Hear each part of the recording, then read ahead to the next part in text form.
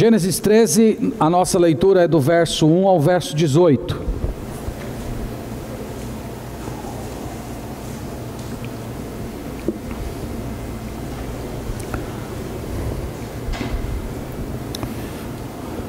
Estamos, pela misericórdia de Deus, trabalhando uma série biográfica a partir da vida de Abraão, e essa é a terceira mensagem a respeito dele, e eu poderia dizer para vocês que é o terceiro teste que ele é submetido. Nós vimos os dois anteriores, e falando a linguagem do professor, poderíamos dizer que nos outros dois testes, ele passou com a nota um pouco baixa. Mas hoje, no terceiro teste, ele está passando com nota 10. E você vai perceber isso na nossa leitura. Eu escolhi como tema para a nossa meditação essa manhã, olhando verticalmente. Isso aqui é uma referência à fé do Abraão. Durante algumas épocas da sua vida, ele esteve meio que olhando horizontalmente demais, olhando muito para as circunstâncias. Mas Deus vem trabalhando no coração dele desde o seu chamado, e agora nós encontramos esse homem com a fé mais madura. Ele não está mais olhando para as situações, mas ele está olhando para o céu. Ele está se agarrando às promessas de Deus, ele tem fé no coração, e é isso que nós queremos tentar demonstrar essa manhã. Nós vamos fazer o seguinte, nós vamos ler o capítulo, e à medida em que nós vamos lendo o capítulo, a gente vai procurando expor aqui as ideias que nós entendemos ser as ideias do próprio texto. Então, no capítulo 13, vamos ler do verso 1 ao 5, nós temos as seguintes informações. Saiu, pois, Abrão do Egito para o Neguebe, ele e sua mulher, e tudo o que tinha, e Ló com ele. Era Abrão muito rico, possuía gado, pratas e ouro. Fez as suas jornadas do Neguebe até Betel, até o lugar onde primeiro estivera a sua tenda entre Betel e Ai, até ao lugar do altar que outrora tinha feito. E aí Abrão invocou o nome do Senhor. Ló, que ia com Abrão, também tinha rebanhos, gado e tendas. Essa é a primeira, irmão, cena dessa história, dessa passagem. Eu chamei essa cena de o regresso. Porque na cena anterior, no capítulo anterior, o Abrão esteve no Egito. E vocês lembram que nós falamos e entendemos a partir da leitura do texto que essa ida dele para o Egito foi como se ele tivesse passado das fronteiras que Deus estabeleceu para ele. Se você percebeu com bastante atenção, o nome das cidades e das regiões que são mencionadas no primeiro versículo, nos primeiros versos, são precisamente as mesmas cidades e regiões que foram mencionadas no capítulo anterior. É como se ele tivesse avançado e agora ele está regressando, indo para o lugar onde tudo começou. Então ele saiu do Egito, passou pelo Neguebe, ficou entre Betel e Ai, e ele parou no local onde ele tinha feito um altar ao Senhor, conforme o verso 4, e de acordo com o capítulo 12 também, conforme já temos lido. Então nós podemos dizer que ele está recomeçando, ele está voltando ao princípio, ele está retornando para o lugar de onde ele nunca deveria ter saído. E lá no local do altar que ele fez ao Senhor, ele se encontra com Deus, e ele está tendo novamente a sua comunhão com o Senhor, ele está se relacionando com o verdadeiro Deus. Mas irmãos, esse retorno de Abraão, nós já temos um homem diferente. Não é aquele mesmo homem que foi para o Egito. O versículo 2 diz que ele se tornou um homem muito rico. E vocês sabem que ele enriqueceu enquanto estava no Egito. Então ele é um homem muito rico. E o autor, que no caso aqui é Moisés, ele já está preparando você para essa história quando ele faz uma menção a Ló. Vocês lembram que Ló era o sobrinho dele, que tinha vindo com ele de Harã, e esse sobrinho dele, versículo 4, também já se tornou um homem muito rico, muito próspero. Então nós temos dois homens que entraram no Egito fugindo da fome, e tem dois homens que voltam do Egito agora para a mesma região de onde tinham saído, só que agora são ricos, são prósperos. Então essa é a primeira cena da história, que eu chamei de regresso. A segunda cena é o problema. Nós temos um problema ocorrendo, verso 6 e verso 7 diz o seguinte: e a terra não podia sustentá-los, para que habitassem juntos, porque eram muitos os seus bens, de sorte que não podiam habitar um na companhia do outro. Houve contenda entre os pastores do gado de Abrão e os pastores do gado de Ló. Nesse tempo, os cananeus e os ferezeus habitavam essa terra. A segunda cena é o problema. E eu percebi aqui no texto 3 problemas. O primeiro é a falta de recursos. A terra, essa terra onde eles haviam se estabelecido, é a mesma terra que no capítulo anterior tinha sido assolada pela fome. Então é uma terra de carestia ainda. Embora aquela época tremenda de fome já houvesse passado, a gente poderia dizer que essa região não tinha haveres suficientes para sustentar, para comportar 2 homens ricos. Então esse é o primeiro problema, é o problema da carestia da própria terra. O segundo problema é a hostilidade entre os pastores de Ló e os pastores de Abraão. Eles criam uma espécie de rivalidade. O texto não dá detalhes sobre como essa briga estava acontecendo, esse desentendimento, essa questão, mas nós podemos imaginar, de repente, briga por alguns poços d'água, algumas poucas águas que tinham, brigas por melhores pastos, mistura de rebanhos, acusações de desonestidade. Normalmente são esses tipos de briga que ocorrem entre pessoas que estão lutando por uma terra para manter o seu gado. Então há uma hostilidade entre os pastores desses 2 grupos, e esse é o segundo problema.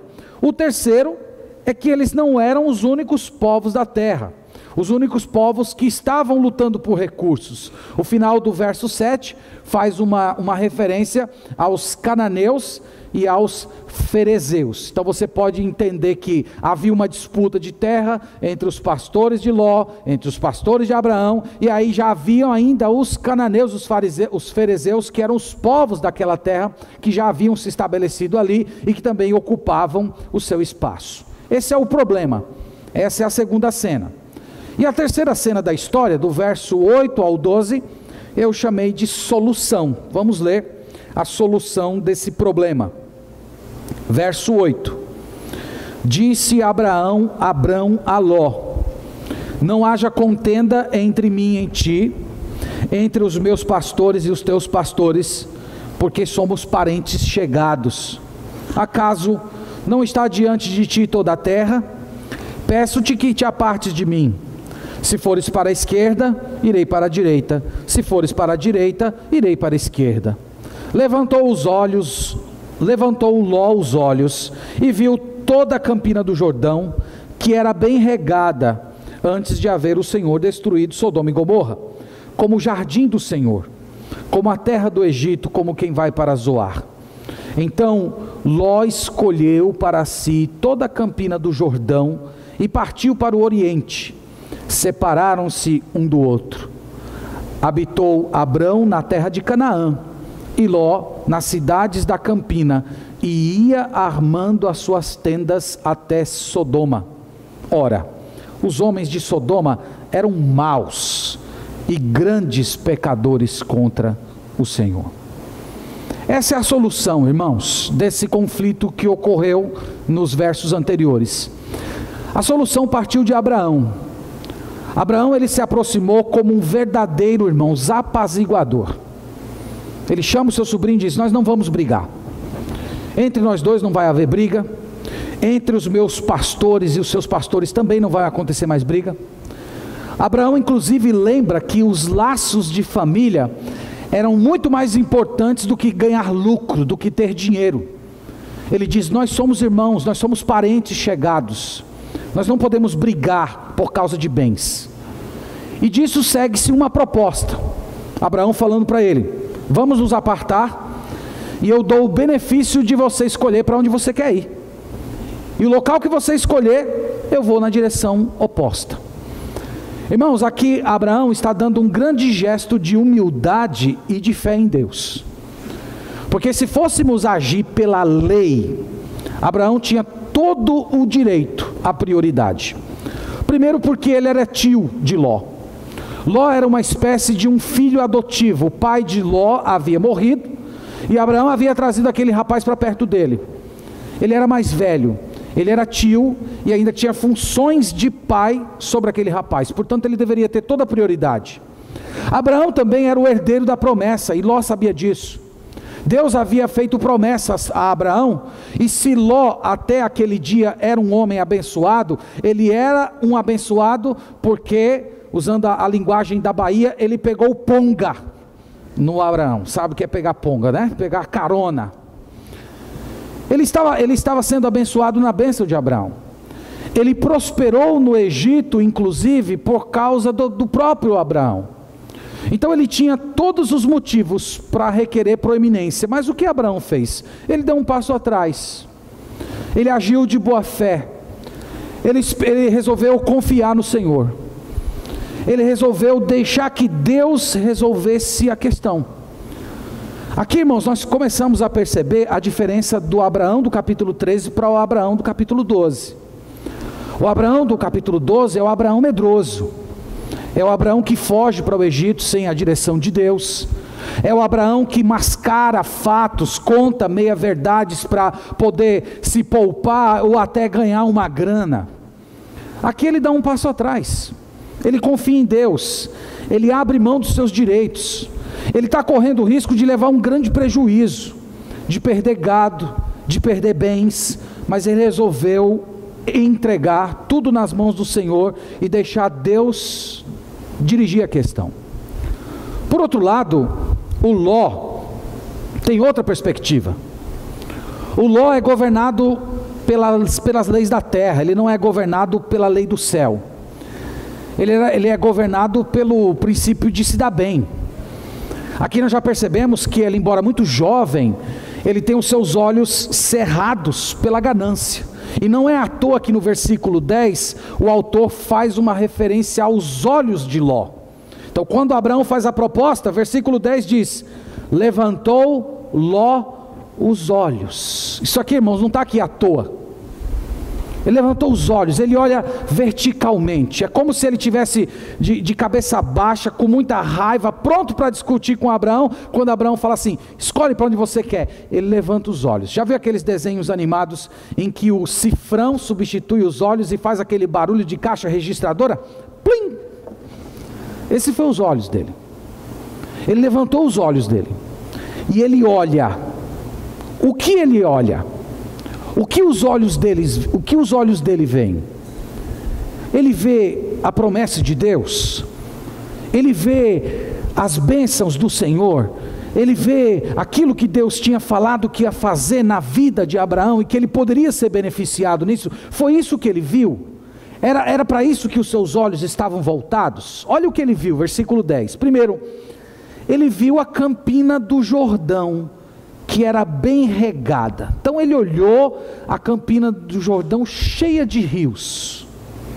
O autor aqui faz uma observação antes do Senhor haver destruído Sodoma e Gomorra, porque esse texto foi escrito depois da destruição, mas aqui Sodoma e Gomorra ainda não tinha sido destruída, era uma terra linda. O que mais que ele viu? Ele quando olhou para aquela terra, o texto diz que ele achou parecida com o quê? Com o jardim do Senhor. Quem lembra o que era o jardim do Senhor? O jardim do Éden. Isso aqui é coisa do céu, é perfeito, é o jardim do Éden. Deus não destruiu o Éden está aqui diante de mim, e eu posso pegar o Éden para mim. Ele está tendo essa referência. Mas olha a outra referência dele, a terceira: como a terra do Egito, como quem vai para Zoar. Então ele estava ainda com o Egito na cabeça. Ele estava ainda pensando em termos mundanos, por assim dizer. Ele lembra do Egito com o rio Nilo, com seus afluentes, oásis, com toda aquela prosperidade. Ele olha para tudo isso e diz: isso é coisa de Deus, isso é coisa do céu, isso aqui é o jardim do Éden, e é tudo meu. E o versículo 12 mostra o que cada um desses personagens escolheu. Então Abraão, verso 12, diz que permaneceu na terra de Canaã, enquanto Ló nas cidades da campina e ia armando as suas tendas até Sodoma. Aqui novamente o autor já está preparando você, leitor, para as coisas que vão acontecer em breve. Então, irmãos, o que cada um escolheu para a sua vida? O texto diz que Abraão escolheu permanecer em Canaã, na terra da promessa. Era uma terra que ainda sofria carestia, era uma terra que ainda era habitada por povos pagãos, mas Abraão decidiu ficar lá. Deus mandou eu vir para cá, então é aqui que eu vou me estabelecer. Mesmo que seja uma terra de sofrimento, mesmo que seja uma terra que eu estou cercado de pagãos, aqui é o lugar da bênção e da proteção de Deus, eu vou ficar aqui. Já Ló, o texto diz, ele ia armando as suas tendas até Sodoma, quase que mostrando uma progressão em que ele vai se tornando cada vez distante de Abraão, distante da promessa de Deus e consequentemente distante do Senhor. Abraão permanece no altar que ele havia construído ao Senhor. Ló está preocupado com as suas tendas.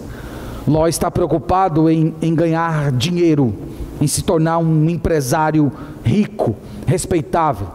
O versículo 13 também não está aqui à toa, quando o autor diz: os homens de Sodoma eram maus e grandes pecadores diante de Deus. É como se o autor estivesse tentando demonstrar que Ló não estava nem aí para isso.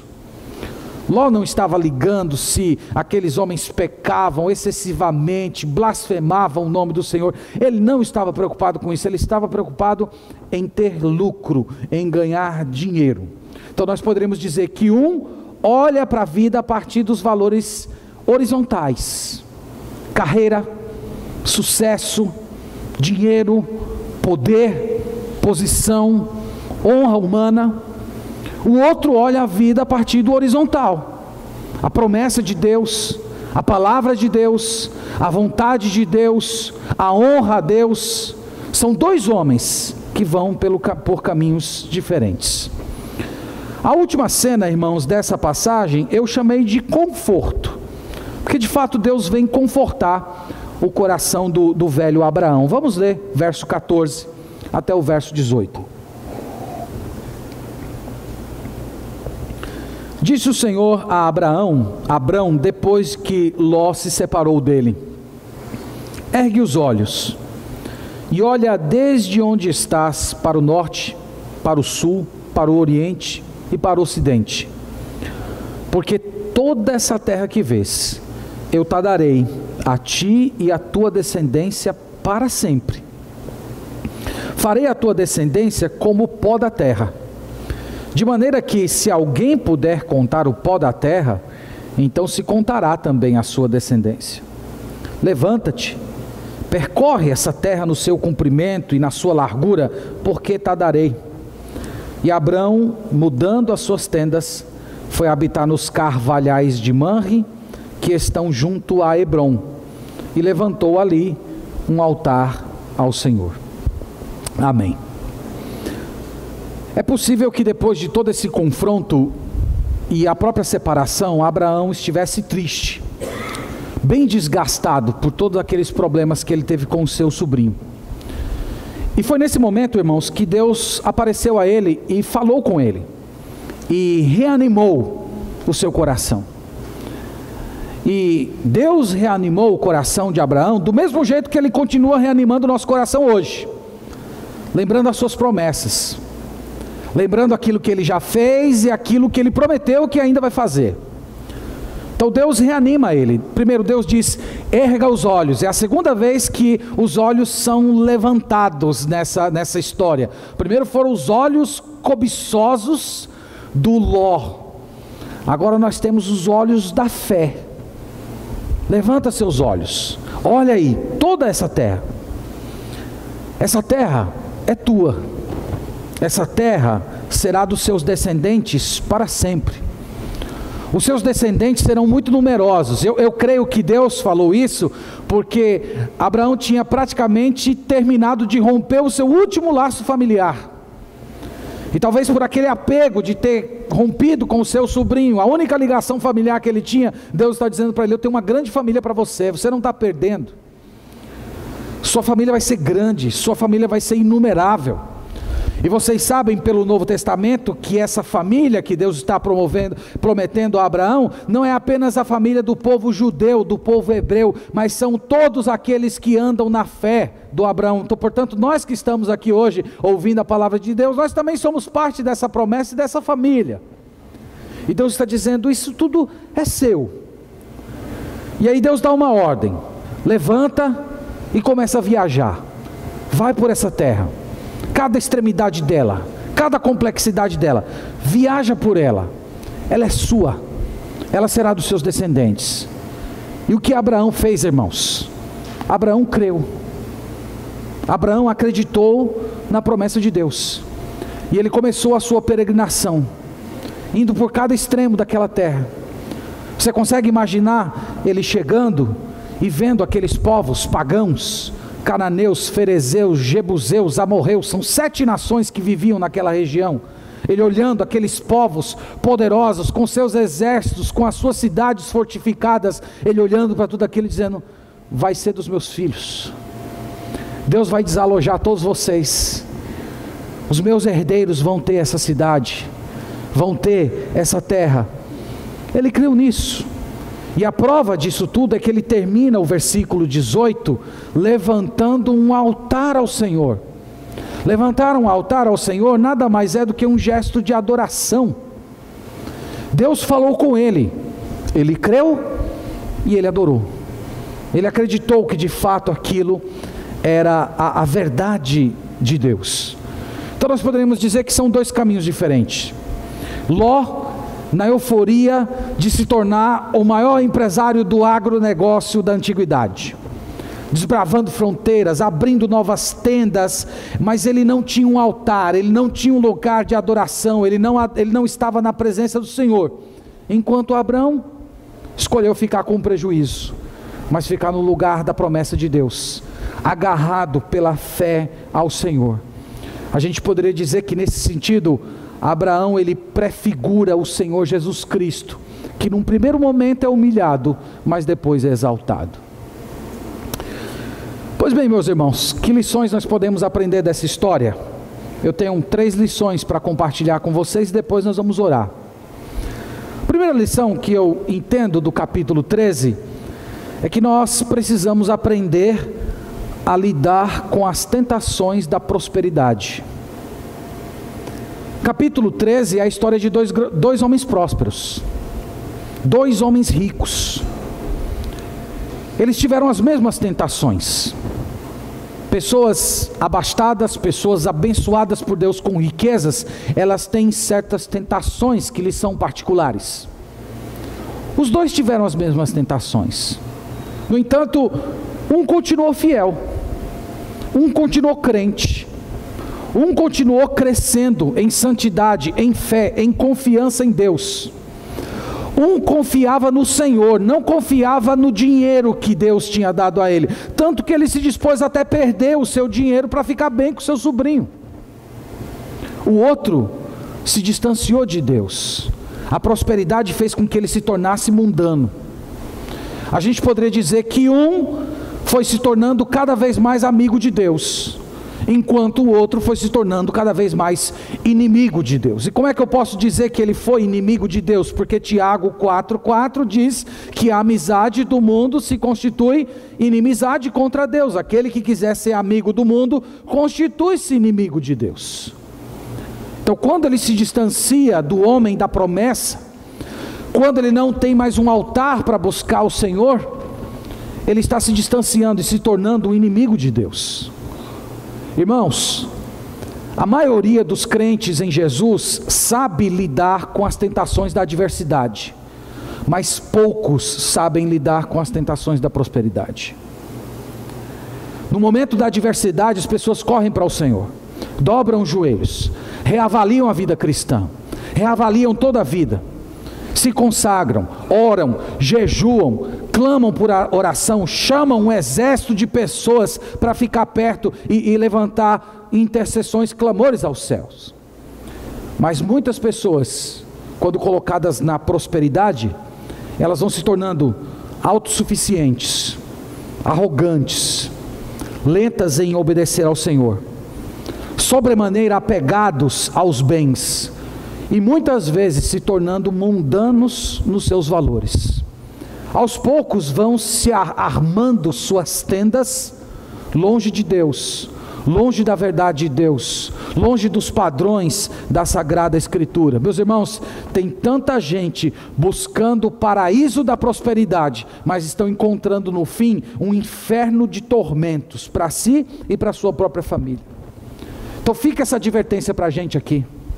Nós temos que ter cuidado com as tentações da prosperidade, ter cuidado com a ganância que cerca o nosso coração, com a avareza, com esse olhar puramente horizontal, que considera a vida a partir dos padrões daqui. Que Deus nos abençoe essa manhã, para que seja na adversidade ou seja na prosperidade, o nosso coração seja integralmente dele, que nós nos agarremos a Ele, às promessas dEle, que nós continuemos apegados à sua graça, confiando nele e não naquilo que Ele nos deu. Que os seus bens, a sua tranquilidade, a sua carreira, a sua saúde não governem a sua vida, mas que estejam debaixo do senhorio e do governo do Senhor Jesus Cristo, usando tudo que Ele te deu para a glória dEle e para o bem daqueles que necessitam. Essa, irmãos, é a vida de quem anda pela fé, é a vida de quem confia no Senhor, diferente da vida de quem vai armando suas tendas longe de Deus. Essa é a nossa primeira lição. A segunda lição é bem simples: fuja de disputas pessoais, escolha ser um pacificador. Abraão fez isso, ele fugiu. Não vai haver briga, nós não vamos brigar. Quando um não quer, dois não brigam. Nós não vamos brigar. Eu não vou brigar com você, nossos funcionários também não vão brigar. E às vezes, irmãos, para fazer isso, nós temos que ter fé em Deus. Fé em Deus para abrir mão dos nossos direitos. Essa foi a escolha de Abraão, essa foi a sabedoria de Abraão. Romanos 12:10 diz que nós temos que nos preferir em honra em relação aos outros. Nós devemos considerar os outros mais honrados do que nós, mais importantes do que nós. Nós devemos considerar que os outros têm proeminência sobre nós. Então, entre uma disputa entre eu e outra pessoa, ou entre outra pessoa e eu vou sempre escolher o outro. Esse é o princípio da passagem. E eu quero dizer a você que toda vez que você se pega numa disputa com alguém, há duas possibilidades de sabedoria com a qual você vai resolver a questão. Eu queria olhar com vocês Tiago capítulo 3, porque o Tiago descreve muito melhor do que eu de que sabedoria é essa, dessas duas sabedorias que estamos falando.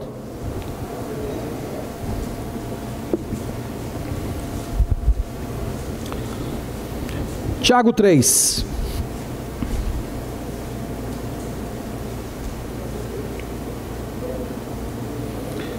Tiago 3, verso 13. Note aqui na leitura as duas sabedorias. Tiago 3,13. Quem entre vós é sábio e inteligente? Mostrem mansidão de sabedoria, mediante condigno proceder, as suas obras. Verso 14: se pelo contrário tende em vosso coração inveja amargurada e sentimento faccioso, nem vos glorieis disso, nem mintais contra a verdade. Esta não é a sabedoria que desce lá do alto, antes é terrena, animal e demoníaca. Pois onde há inveja e sentimento faccioso, aí há confusão e toda espécie de coisas ruins. A sabedoria, porém, lá do alto é, primeiramente, pura, depois pacífica, indulgente, tratável, plena de misericórdia e de bons frutos, imparcial, sem fingimento. Ora, é em paz que se semeia o fruto da justiça para os que promovem a paz. Tiago fala de duas sabedorias. Uma sabedoria ele define como sendo a sabedoria lá do alto, versículo 17. E ele diz que essa sabedoria é pura, pacífica, indulgente, tratável, plena de misericórdia, de bons frutos, imparcial e sem fingimento. E que essa sabedoria é absolutamente necessária para semear a justiça. A outra sabedoria, ele chama no versículo 15, de terrena, animal e demoníaca. Por que é terrena? Terrena é porque é do mundo, contrastando com a sabedoria que ele citou anterior, que vem do céu. Essa é do mundo. Quando ele fala que é do mundo, é mundana, ele está falando que ela é particular daqueles que não se converteram, daqueles que não são salvos, daqueles que não têm o Espírito Santo. Eles têm o seu modus, eles têm a sua agenda, eles têm a sua sabedoria. Ele chama de animal, ou de animalesca, é para dizer, irmãos, que é uma sabedoria que se comporta que nem bicho, que age por instinto, que não age segundo os padrões de Deus, mas age de acordo com seus próprios impulsos.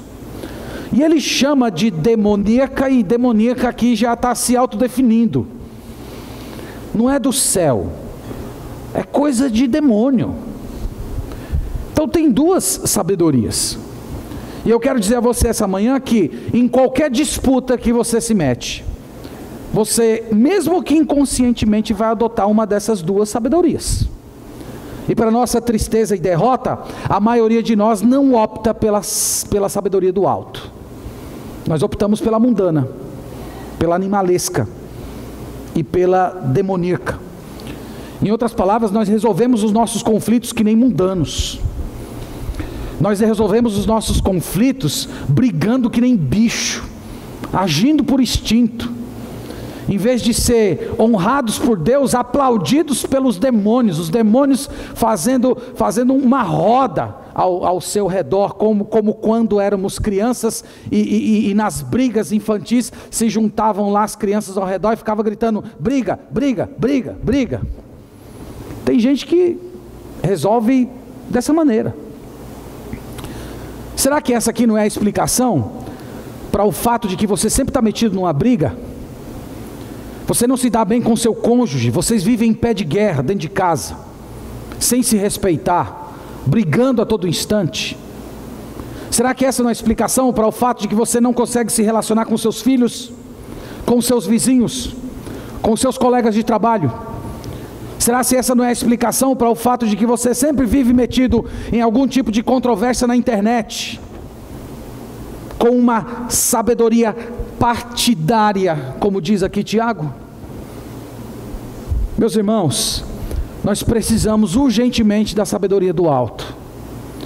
Nós precisamos com urgência dessa sabedoria que desce do céu, que Tiago diz que ela é santa, chama de pacífica, chama de perdoadora.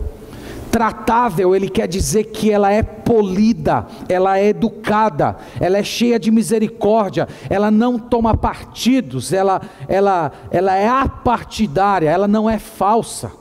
Nós precisamos dessa sabedoria aqui, porque é através dessa sabedoria que se semeia a paz. Não foi isso que aconteceu na experiência do próprio Abraão? Foi essa sabedoria que ele tomou para si. Então abrace no nome de Jesus essa sabedoria hoje, e essa arena de conflitos que virou a sua vida, ela vai se acabar. Clame a Deus por ela, se aproprie dela pela fé, porque o Espírito Santo te deu condições de abraçá-la, e você pode finalmente baixar os punhos, parar de exigir os seus direitos, ficar brigando por qualquer coisa. A semelhança de Abraão, é evidente que num primeiro momento você pode até levar algum prejuízo por causa disso, mas vai honrar a Deus, vai ter a aprovação do Senhor. É um gesto de fé, aproxima você do Senhor Jesus, e a paz de Deus vai governar sua vida. O Senhor Jesus disse: bem-aventurados os pacificadores, porque eles serão chamados filhos de Deus. Filhos de Deus são os pacificadores. Gente encrenqueira não age como filho de Deus, irmãos. Então vamos tomar essa lição para a gente. Vamos fugir de querelas pessoais, vamos fugir de disputas, sejamos pacificadores. Terceira lição, e depois dessa nós vamos orar ao Senhor. Eu deixei essa por último porque eu creio ser a lição fundamental da passagem. Olhemos verticalmente, nunca horizontalmente. Vamos mudar a nossa forma de olhar. Ló levanta os olhos para frente, Abraão levanta os olhos para o céu. Ló está preocupado com o horizonte de possibilidades. Abraão está ligado na verticalidade das promessas. Dois homens diferentes. Vocês sabem que os nossos olhos sempre veem aquilo que o nosso coração ama. O que você ama, seus olhos vão estar lá. Jesus falou isso no Novo Testamento: onde estiver o seu tesouro, ali estará o seu coração. Esses dois homens, eles estão com os olhos levantados, e esses dois homens estão olhando para certas cidades. Ló está de olho nas cidades de Sodoma, Gomorra, aquela região toda, onde ele poderia fazer negócios, se tornar rico e ter poder e influência. Abraão também está olhando para uma cidade. Você sabe que cidade ele estava olhando? Hebreus 11 vai dizer qual é a cidade. Só voltar umas poucas páginas aí, de onde você está, em Tiago, caso você esteja aí ainda. Volta umas poucas páginas aí para Hebreus capítulo 11, verso 8.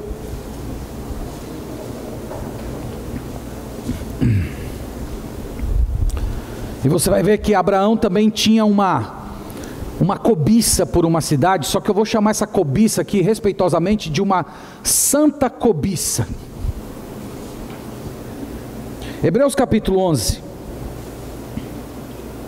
verso 8, diz: pela fé Abraão, quando chamado, obedeceu, a fim de ir para um lugar que deveria receber por herança, e partiu sem saber aonde ia. Pela fé peregrinou na terra da promessa, como em terra alheia, habitando em tendas com Isaque e Jacó, herdeiros com ele da mesma promessa, porque aguardava a cidade que tem fundamentos, da qual Deus é o arquiteto e edificador. Abraão estava cobiçando uma cidade que foi construída pelo arquiteto supremo do universo. E no versículo 16, ele dá uma explicação melhor dessa cidade, dessa arquitetura, dizendo: mas agora aspiram a uma pátria superior, isto é, celestial. Por isso Deus não se envergonha deles, de ser chamado seu Deus, porquanto lhes preparou uma cidade. Meus irmãos, Abraão estava procurando uma cidade também. Ló estava de olho nas cidades da Campina do Jordão. Abraão estava olhando para uma cidade acima dele, uma cidade construída por Deus, uma cidade do céu. Abraão escolheu ser um peregrino. Ló escolheu assentar-se à roda dos escarnecedores. Nós vamos ver mais para frente que quando os anjos chegam em Sodoma para anunciar a destruição da cidade, Abraão está assentado com os juízes daquela cidade. Ló escolheu as terras para si. Abraão escolheu a herança celeste. Ló perdeu a sua família. Abraão ganhou uma descendência que não pode ser nem numerada. Então o ponto aqui para nós, irmãos, essa manhã é: onde é que estão os nossos olhos? Para onde você anda olhando? Onde é que você tem focalizado? Você está olhando para o céu, você está olhando para a terra? Seu olhar é horizontal, seu olhar é vertical? Você está olhando para a sua herança celeste, ou você está olhando para as possibilidades, para os lucros desse mundo? Tantas vezes, meus irmãos, nós agimos como Ló. Nós passamos a nossa vida inteira correndo de um lado para o outro, em busca de posição, de lucros, de sensações, e nós não temos olhar para a nossa herança. Nós rebaixamos os valores do céu, nós rebaixamos a leitura das escrituras, a oração, o vir aos cultos. Nós corremos euforicamente atrás das coisas desse mundo, enquanto nós estamos matando a nossa própria alma de fome. Que Deus, irmãos, tenha misericórdia de nós. Que Deus nos ajude hoje a escolher a melhor parte, a semelhança de Maria, que escolheu estar aos pés de Jesus, em vez de ficar como sua irmã, correndo atrás de coisas. E isso não nos será tirado. Meus irmãos, vamos governar nossas vidas pelas leis do céu, buscando o seu reino, a sua justiça em primeiro lugar. Vamos levantar os nossos olhos, olhar para cima, olhar para essa mesma cidade que os pais da fé olharam e viveram e creram e abraçaram. Vamos clamar para Deus abrir os nossos olhos e a gente contemplar. Quem sabe nessa manhã, hoje não vai ser o seu dia, em que o Espírito Santo de Deus vai tocar o seu coração e dizer para você: olhe, abra os seus olhos. Você está com os olhos baixos, você está com os seus olhos fechados, abra os seus olhos, contemple a cidade, veja a sua herança, se apegue àquilo que eu preparei para você. Pare de lamentar as coisas que você não tem, ou as coisas que você gostaria de ter, e olhe para o que você já recebeu. Porque, meus irmãos, é a fé que abre os nossos olhos, que destrava esses tesouros espirituais. Então que Deus essa manhã produza em nós um santo encanto por essas realidades celestes, e que isso molde a nossa vida, porque só assim nós teremos o conforto de Deus. Como é que Deus confortou o Abraão, que tinha acabado de perder o seu sobrinho, que tinha acabado de dar um passo muito arriscado, em que ele poderia perder todos os seus bens? Como é que Deus confortou o coração dele? O coração dele foi confortado assim: abra os seus olhos, veja o que eu preparei para você.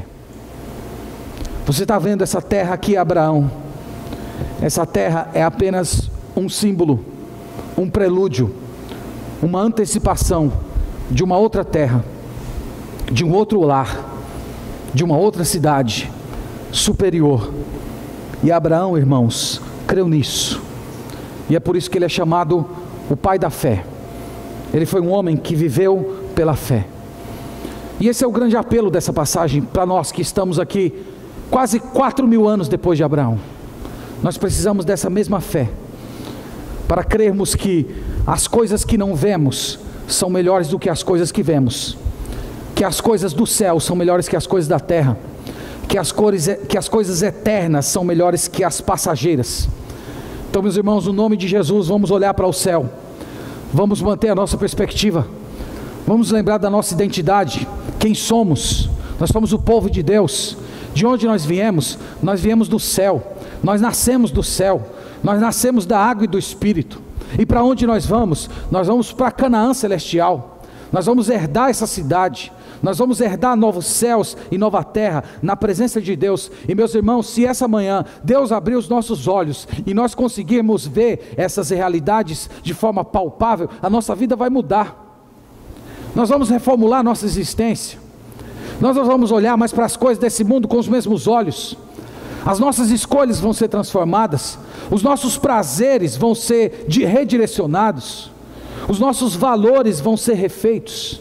Então você não gostaria essa manhã de dar esse passo de fé? Olha a Deus: Senhor, abra os meus olhos, me ajude a ver o que Abraão viu, me ajude a ter a percepção dessa realidade, destrava a minha mente, a minha consciência, para que eu me apegue a essa realidade espiritual e ande nos mesmos passos que esse homem andou. Então que Deus nos abençoe, irmãos, que Ele nos dê graça e que Ele abra os nossos olhos para que vejamos a grande herança que o Senhor tem nos preparado, no nome de Jesus. Amém. Vamos orar ao Senhor nesse momento, agradecendo pelas verdades da Sagrada Escritura.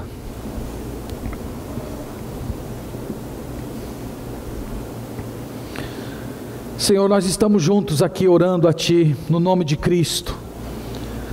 Depois de sermos colocados diante da Tua Palavra, ela que é viva, eficaz e que tem poder por si mesma. E nós descobrimos, Senhor, como a nossa fé é pouca, como os nossos olhos estão distraídos, como a nossa consciência está anuviada por tantas coisas desse mundo. Às vezes, Pai, nós confessamos a Ti, nós nos pegamos semelhante a Ló, preocupados em construir coisas, em produzir um legado nesse mundo, mas às vezes fazemos essas coisas armando as nossas tendas longe de Ti, longe da Tua casa, longe do Teu povo, longe da Tua verdade. Deus, nós Te pedimos perdão por isso. Nós pedimos que o Senhor tenha compaixão de nós. Nós pedimos que o Senhor tenha misericórdia da nossa vida e nos transforme. Que o Senhor nos dê do Teu Santo Espírito. Que o Senhor abra os nossos olhos espirituais.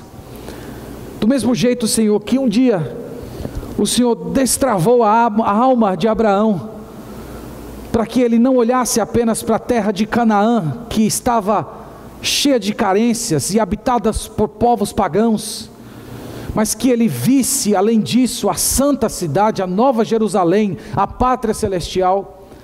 Nós clamamos, Senhor, que o Senhor faça o mesmo conosco hoje.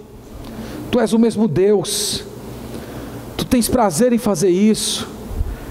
Nós sabemos que o Senhor tem alegria em atender a oração do Teu povo, e nós pedimos isso nesse dia, Deus. Abra os nossos olhos, tira as nuvens da nossa consciência, as distrações da nossa vida, e que nós vejamos essa herança celestial, essa cidade nova, essa promessa, e que nós nos apeguemos com toda a nossa força, com toda a nossa alma, confiando no Senhor, confiando que estar contigo é melhor, confiando que estar no Teu altar é muito melhor do que qualquer outra proposta desse mundo. Ajude-nos, Senhor, tem misericórdia de nós, ajude-nos a nesse mundo sermos pacificadores, a termos fé para confiar no Senhor e até abrir mão dos nossos direitos, a termos a sabedoria do alto, termos coração que perdoa, polidos, não dirigidos pela agenda desse mundo, cheia de divisões e partidarismos, mas que nós estejamos apegados a Ti, Senhor, e a Tua verdade. Ajude-nos, Senhor, também a lidar com as tentações desse mundo, as tentações da prosperidade, que as bênçãos manifestadas em saúde, emprego, bem-estar, que essas coisas, Senhor, nunca venham nos distanciar de Ti, nos fazer mundanos, mas que elas estejam debaixo do Teu senhorio, do Teu governo. Que o nosso coração nunca se impressione com qualquer coisa que esse mundo possa nos oferecer, desde o dinheiro, o louvor, o aplauso das pessoas, até a possibilidade de sensações. Que nada disso nos encante, mas que nós continuemos apegados a Ti, confiados no Senhor, lembrando que o Senhor é que nos sustenta, e que a única vida que vale a pena ser vivida é aquela vida em que estamos constantemente diante do Teu altar. Aplica isso ao nosso coração nesse dia, Pai. Tem misericórdia de nós. É a nossa oração no nome de Jesus, para a Tua glória. Amém.